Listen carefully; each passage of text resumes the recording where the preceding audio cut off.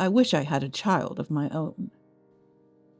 Cody, my husband said in a tone that sounded almost sarcastic. I couldn't hold back any longer and spoke up. What? What are you talking about? Isn't that what we're trying for? I've been enduring his constant sarcastic remarks about us not being able to have children. Even now, he's proudly holding Emma's baby right in front of me. What? Cody looked shocked. Despite all the evidence, is he really going to play dumb? I won't let him. I'll make sure they all see how miserable they've made me. My name is Natalie. I'm a 25-year-old housewife. There, it's done. I was preparing dinner in the kitchen. When I opened the oven, the delicious smell of gratin wafted out. I tasted the gratin. Looks perfect, tastes perfect, just the way Cody likes it. Just as I let out a satisfied sigh, I'm home. Cody was back. I went to the entrance to greet him. Welcome home. I made your favorite gratin tonight. I took Cody's bag at the entrance and was about to head back inside. Hey. Cody grabbed my shoulder. I felt a cold stare on my back. How did it go today? It was the due date, wasn't it? His words left me speechless. My heart pounded, and I felt dizzy. Answer me. I swallowed and opened my mouth. With determination, I spoke. It didn't work out. I'm not pregnant this month either. I clenched my fists tightly. Seeing this, Cody let out a heavy sigh. Again? Why can't we have a child? Making gratin to please me? I'm sorry, but... Don't make excuses. All my friends got their wives pregnant right after getting married. They seem so happy, thinking of baby names, buying clothes. I want a child too, but we've only been married for 3 months. There's no need to rush. Cody stared at me. Then, as if thinking of something, he laughed mockingly. Natalie, what if you're infertile? Go see a doctor. Cody snatched the bag from me and went to his room. I covered my face with my hands. I too want a child. To experience the love for it. To be moved by every step of its growth. But maybe I'm not worthy of that. My parents disappeared when I was young. They vanished, leaving me and my twin Emma behind. I grew up without knowing a parent's love. I always wonder if I can be a good parent myself, but I can't give up. I truly want a child, and someday God will grant me this wish. I must keep my hopes up and wait for that moment. Besides, next month is our long-awaited wedding ceremony. It's a bit late, but I'm excited. All right, smile, smile. Today is Cody's birthday. I decorate the cake and prepare a present. As I wait for Cody to come home, the doorbell rings. Ding dong! It's unusual for someone to ring the doorbell. I hurried to the door and opened it. There stood a woman, with a face and style like a movie star. She casually brushed her glossy brunette hair off her shoulders. Sorry to intrude. It was my sister, Emma. Staring at Emma's face, so unlike mine, I widened my eyes in surprise. Emma, what are you doing here? Just came to visit. But today is Cody's birthday, right? I texted you that we wanted to celebrate alone. Emma seemed to remember then. Sorry, I forgot. I just wanted to see you, Natalie. I've been lonely since you got married. Since my marriage, Emma has been visiting unexpectedly. No, every 3 days. This has limited our time as a couple, and I haven't been able to talk properly with Cody lately. But when I hear Emma say she's lonely, I can't say anything back. We're the only family we have. Natalie, here, I'm giving you this bag. Haven't used it much lately. I opened the paper bag Emma handed me. What? This is a high-end brand. It's fine. I usually give them to friends. This time it's for you. Natalie, take it and go out for dinner with friends. Oh wait, You don't have any, unlike me. Look at this. I went to a party recently. Emma showed me a photo. In it, Emma and over 100 of her friends were enjoying a lavish dinner. I smiled. Emma, you're so popular. We're complete opposites, really. You've got a successful career, money, and even a boyfriend, right? Well, yes. All of this is just normal for me. Emma laughed proudly. I gave a wry smile. What's that? Then Emma froze, looking at the table. She burst into laughter. Wait, did you make this cake yourself? Yeah, is it weird? Cakes are better bought from a store, obviously. You're really not getting it, Natalie. It's so sad. Emma peered into my face with a smile. Well, that makes you cute, though. Emma laughed. Then her expression changed, her eyes sparkling. Right, I actually have something to tell you. Hello, I'm home. Cody returned from work. We paused our conversation to greet today's main character. As I was cutting the cake, Cody and Emma started laughing over something on TV. This actress is so pathetic. Gets married and can't have kids. And by the time she does, she's 40. How miserable. True. The two of them get along well, often bad-mouthing celebrities. They're like a real couple. Oh, look, a baby picture. My heart skipped a beat at those words. A child is a symbol of happiness. I believe it's a woman's mission to give birth. A woman who can't have kids isn't really a woman. I get you, Emma. We really think alike. We do, don't we? I silently served the cake. Right, Natalie? Cody turned to me. Then, as if remembering something, Emma covered her mouth. Sorry. I wasn't talking about you, Natalie. I meant someone else. At that moment, Emma looked at me with a sly smile. An expression of Emma's I had never seen before. I felt a certain malice in it. The reason Emma came to my house? She said it was because she was lonely without me. That's why I couldn't say no. But is that really the truth? After the party ended and Emma left, I got a text on my mobile phone. I'm pregnant. Remember I said I had something to tell you? Of course, we're planning to get married. Sorry for finding happiness before you. My family member is going to be happy. I should be happy.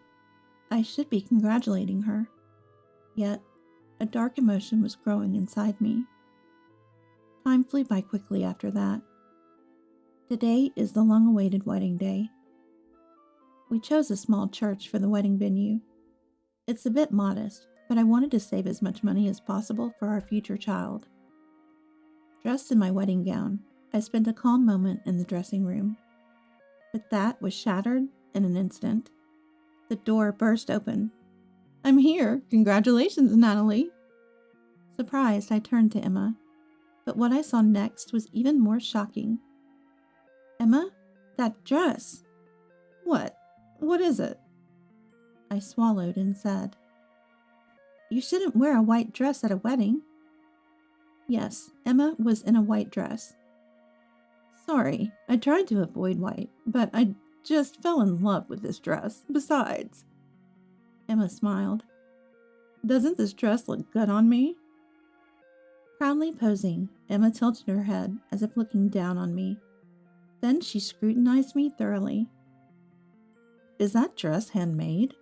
It looks more like pajamas than a wedding gown. Yes, I have a favorite designer who made it just for me, with lots of embroidery and my favorite flowers. Emma smiled with just her mouth. Oh, that's nice for you.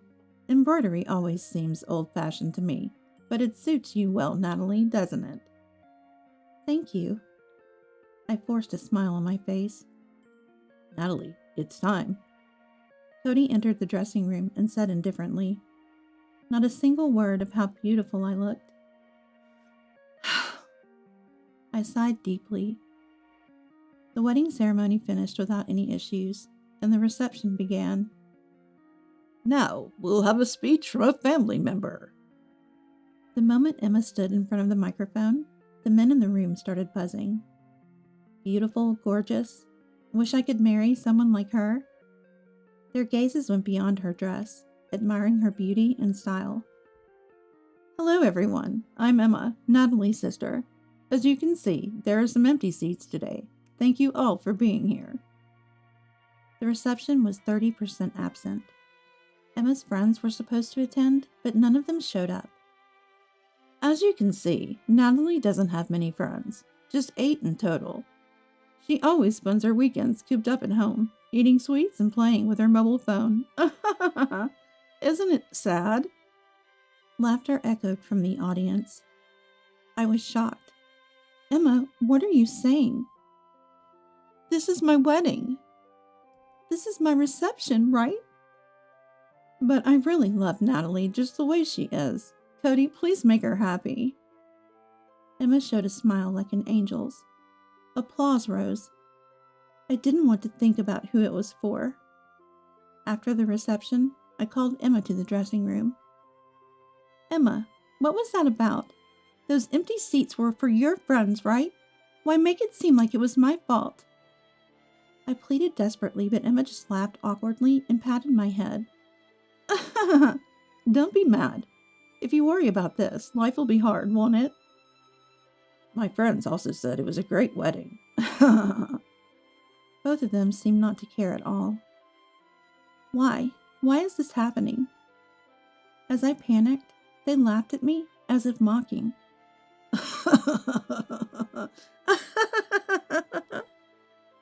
I couldn't grasp the reality and just stood there frozen. Soon after, my mother-in-law Emily and father-in-law Jackson arrived. They consoled me and scolded Cody and Emma. Cody sincerely apologized, saying he was really sorry. I felt a little relieved, but suspicion about the two of them began to surface in me. The discomfort had been building up slowly but surely. Months passed. Cody, Emily, Jackson, and I were in a car heading somewhere. Cody driving was excited. I'm really looking forward to this. You are too, right, Natalie? I remained silent, looking down. We arrived at Emma's house. Cody, Emily, and Jackson gathered around the living room sofa beaming. She's so cute. I'm glad she was born healthy. At the center was Emma, and Emma's baby. Emma saw me, picked up the baby, and ran over. Look, Natalie, isn't she cute? She looks just like me. Emma radiates happiness, but her eyes were wide, enjoying my reaction with a twisted smile. Congratulations, I muttered, looking down. Wow, so cute. Can I hold her? Of course. Cody held the baby, his eyes shining. Babies are so adorable, right? Look, Natalie, a symbol of happiness. Yeah. Aren't you jealous of me? That's why you're not getting pregnant. Cody held the baby proudly, giving me a mocking smile. I wish I had my own child. At that moment, I reached my limit. What? What are you talking about? Isn't that what we're trying for? What? Cody looked astonished. Emily and Jackson were frozen in shock. I pointed to the baby in Cody's arms, making sure everyone could hear. There, Cody's child, the cute baby of Cody and Emma. The atmosphere froze instantly. Cody turned pale, and Emma's face contorted. I took out a photo from my bag and threw it on the floor. The photo clearly showed Cody and Emma heading to the house together. I know everything about Cody and Emma's affair. As I declared this, Emma burst into laughter. Stop it. This must be some kind of fake, right? Don't be stupid. The stupid one is you, Emma. I suspected you too, so I installed a camera at home, and then, when I was away, you too. I took out my mobile phone and played the video. The evidence of Emma and Cody's affair began to play in the living room. Emma's face turned bright red. What is this? Stop it! Stop it! Emma lunged at me like a mad woman. She snatched the phone from me, threw it against the wall with all her might, and stomped on it repeatedly. The phone's screen cracked and made strange noises. I looked at Emma with cold eyes. It's useless, Emma. Emma, who was tearing up the photo, looked up at my words. Useless? What do you mean? Then an incredible shout rang out. Cody! Jackson was grabbing Cody by the chest.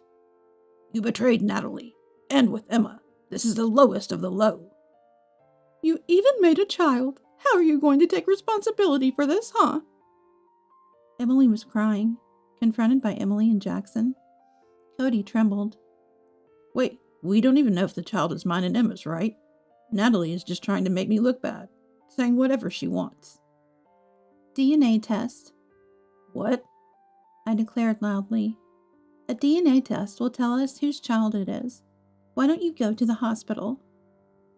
Cody stammered, but still pleaded desperately to Emily and Jackson.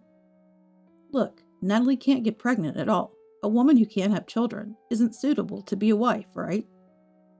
Cody, are you out of your mind? A man who cheats isn't suitable to be a husband. Cody was shaken. Seeing this, Emma and Jackson sighed deeply and looked away. Emma, say something. Why did you do such a thing? Betraying your family is a grave sin. Emma was shocked and shivered. It's not my fault. The bad one is Natalie. Emma glared at me with a fierce look, teeth clenched. Natalie stole my first love. That's why. I didn't remember at all. I've been acting tough since Dad and Mom left, but Natalie just wouldn't move forward. I hated it. Yet my first love rejected me for Natalie. Said he liked Natalie, felt sorry for her, couldn't leave her alone. At that moment, I swore, if she wanted to be pitied that much, I'd make her even more pitiable. First, I decided to make Natalie experience loneliness. I repeatedly told Natalie how sad it was that Dad and Mom were gone. As a result, Natalie grew up dark without friends, really pitiable. Next, inferiority. I decided to make her think I was amazing and she was worthless. So giving me high-brand items and bragging about her friends was to make me feel inferior.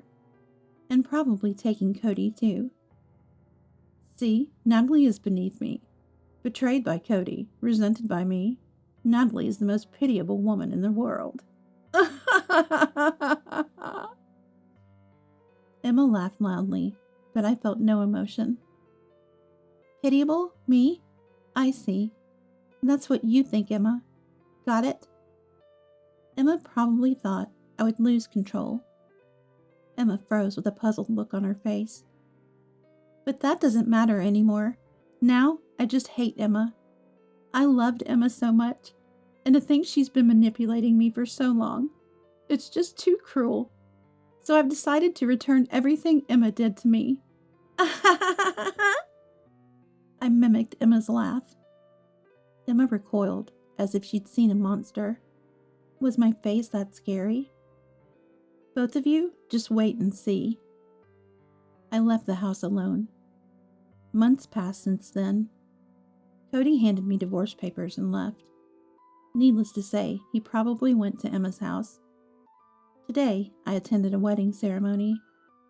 It was cold, so I wore a long cardigan over my dress, making sure the dress underneath was completely hidden. The wedding venue was a spacious church in California with over 100 attendees. There were so many people, I could barely see the bride and groom. The bride and groom entered, and applause filled the air. The minister began the vows. Today was Emma and Cody's wedding. I learned about Emma's wedding a month after that showdown. Emma announced her pregnancy and marriage with Cody on social media. The post also mentioned the wedding. Such quick preparations. Probably they had been planning it even before my wedding. That's why Emma didn't invite her friends to my wedding. I didn't send invitations to Emma's friends. Emma said she'd create a group chat and confirm the attendees herself. She wanted to reduce my burden with the wedding preparations.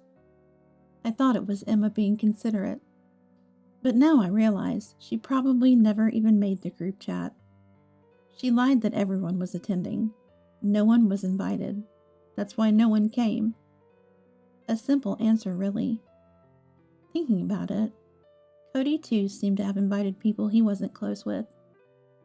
I had never been introduced to Cody's close friends, before or after our marriage. Whether Cody was connected with Emma before marrying me or it was just bad timing, the reason will remain a mystery. But one thing is clear.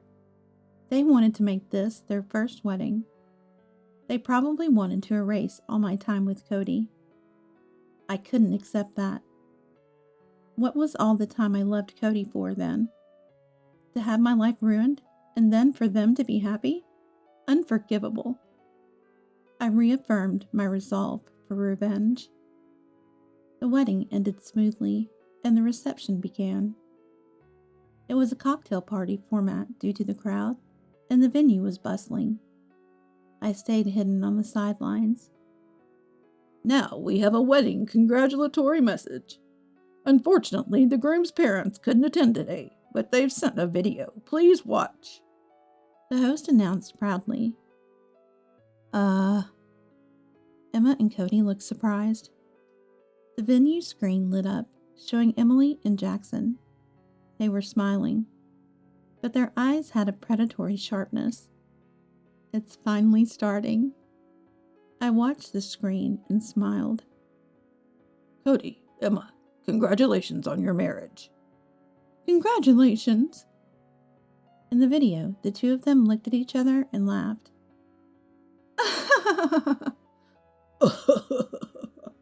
Thank you all for coming today. As a token of our gratitude, we'd like to give you a gift. Excited voices rose from the audience, wondering about the present. Emily interrupted them. It's a gift of words. Now, over to you, Jackson. Leave it to me. Emily's relaxed expression tightened into one filled with anger. There's the bride, right? She's Cody's mistress. And not just any mistress, but his wife's sister. Do you understand what we're trying to say? These two aren't in a position to be celebrated. They're terrible people who committed adultery. We will never accept this marriage, and will disown them from now on. Stop the video. The moment Cody's scream echoed, the video cut off, but it was already too late. The audience, shocked by the video, was at a loss for words. Cody stood up and shouted, Everyone, that was just a joke from my parents. A bit too stimulating, huh? The guests started murmuring. Is that true? That video? As Emma grabbed the mic to explain, I snatched it from her. It's true. I said just those two words. Then I took off the cardigan I was wearing. 1 year ago, I wore this dress for my wedding with Cody. You remember, don't you, Cody? When I looked at Cody, he turned pale and froze. I took advantage of the moment and scattered something from an envelope I had. It was photos of Emma and Cody's affair, and my wedding with Cody. The copies were enough to reach everyone in the venue. Looking at the chaotic venue, I took a breath. I did it. I got my revenge. Overwhelmed, I sat down right there. Then someone grabbed my chest. Looking up, I saw Emma glaring at me. Why are you here? I didn't invite you. I didn't tell you the place or time. I burst out laughing at Emma's panicked look. What are you talking about, Emma? You told me. On social media. It was easy to figure out. Emma's marriage announcement had the wedding date and time carefully listed. Every time she updated her social media, she posted detailed descriptions of the wedding venue and her meticulous planning. It must have been to spite me, showing off how great her wedding was, unlike mine. But that became a clue for me. It was easy to find. Social media is scary, huh? But why did they let you in? Your name wasn't on the list. I sighed and gave the obvious answer. Because I'm the bride's sister. The receptionist was one of your friends. She recognized me. No way she would turn away the bride's sister, not listed on the guest list. Did you set up that video too? Told them it was a surprise and brought it in secretly? We didn't invite Emily and Jackson. That's right. Emily and Jackson became my allies. They came to my house to apologize, saying they couldn't stand to see Cody and you happy. So we all planned this together for today. I pointed at the venue and laughed. Look, everyone's leaving. Emma was dumbstruck as she watched the guests leave. Wait a minute. Her friends, realizing what happened, all turned to Emma. Oh, Emma. Why are they leaving? Such photos. The photos might be fake, but we don't want to be associated with someone who might have committed adultery. It lowers our value. Value? We're friends, aren't we? Using high-value items to create friendships, and then you say that? Well, we were friends with you for that too. That's why we helped, right? For those group photos to show off to someone. That's... Last thing, Emma. You count friends by numbers, right? The more the better? You don't care about each person. Emma bit her lip as they said, Goodbye, Emma. Her friends left. In the silent venue, there were Emma sitting on the floor, Cody holding his head, and I strangely calm. Well then, Emma, see you. I left the venue. A few days after Emma's wedding, I was relaxing at home, but I knew this peace was short-lived. The doorbell rang. Ding dong! I checked to see who it was and opened the door. Natalie. Cody lunged at me. How dare you ruin our happiness with such a ridiculous stunt? I can't believe it, you wicked woman. Emma appeared behind Cody and pushed me. I fell against the wall and crumbled to the floor, but I didn't care. I muttered in a cold voice, You two never learn, but I'm glad you came. What? Emma looked down at me with her arms crossed. Cody, check your text. There's important information. What? I had sent a text with photos and videos right before opening the door. Photos and videos? Natalie, not that again. Cody reluctantly picked up his mobile phone. His face turned increasingly angry. He turned to Emma and shoved the screen in her face. Emma, who is this guy? In the photo, Emma was in revealing clothes, holding hands with several men. The video showed Emma entering and exiting a house with them and receiving money. Emma, this is prostitution, isn't it? I stated flatly. Emma, you shop a lot at high-brand stores. You brag to me, but it's impossible on a regular salary. So I did some digging. It was kind of fun. Like being a detective. Natalie! Emma snorted angrily. I turned to Cody. Hey, Cody, did you do the DNA test? What? Remember, I said a DNA test would prove if the child is yours and Emma's? There's no need for that because... Cody swallowed hard. He must have realized the terrible possibility. Whose child is it, I wonder? At that moment, Cody pulled Emma's hand towards him. He stared at her and muttered, Emma, did you betray me? After all the times you seduced me, and even with the child? What are you talking about? The child is yours, Cody. Are you doubting me? Of course I am. How can I trust a woman who secretly does prostitution? You believe Natalie over me? Then you'll agree to a DNA test, right? We're going to the hospital tomorrow, okay? Cody clung to Emma's hand, probably wanting to believe her. That is, Emma's words faltered. This reaction was clear evidence. Cody scratched his head in frustration. Damn it. I thought being married to a beautiful woman would be something to brag about. Emma, you've ruined my life. Cody kicked furniture and appliances, then stormed out of the house. Emma, trying to stop Cody, was pushed aside and sat on the floor looking down. Emma, I looked down at Emma and decided to taunt her. How do you feel now? Emma looked frightened. When the DNA test results come out, Cody will probably leave you, Emma, and now you've lost all your friends. Emma glared at me. I have friends. Not everyone has left me. Really? Did any of them contact you? What? She didn't expect such a question. After the wedding, did anyone worry about you? Ask about the situation? Offer you support?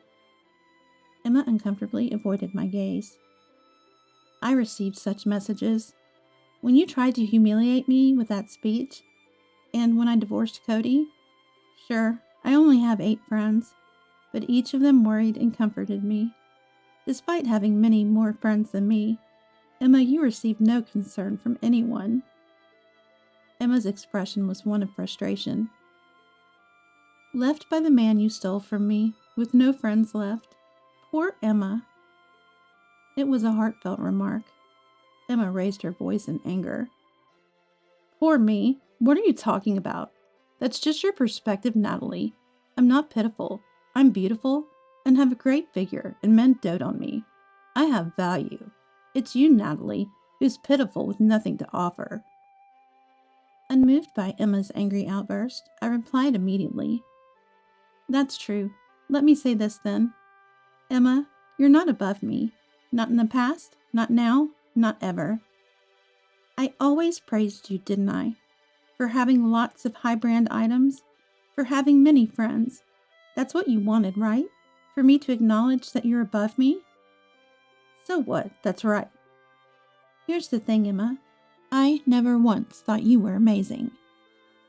What? I looked at Emma's bag, tossed it on the floor. I'm not interested in high-brand stuff at all, and I don't mind having a few friends. I don't envy people with many friends. That's my value system. So Emma, bragging to me was meaningless. That's a lie. You said you envied me. That I was amazing. I did that to make you happy, Emma. Because you're family. I couldn't just dismiss your pride and joy with an indifferent attitude. I loved you, Emma. We were the only family we had, so I didn't want to lose you and always tried to be considerate. Emma shouted with a trembling voice. Don't lie. You were troubled because you couldn't have children. That doesn't matter to me anymore. I replied with a sigh. In my life with Cody, I convinced myself that I had to have children. But life isn't that simple. There are many people, many ways of living, and that's okay. I won't obsess over having children and suffer anymore. Then, what about me? Everything I did? Emma started shaking. Unable to move on her own, I dragged her out of the house. Goodbye, Emma.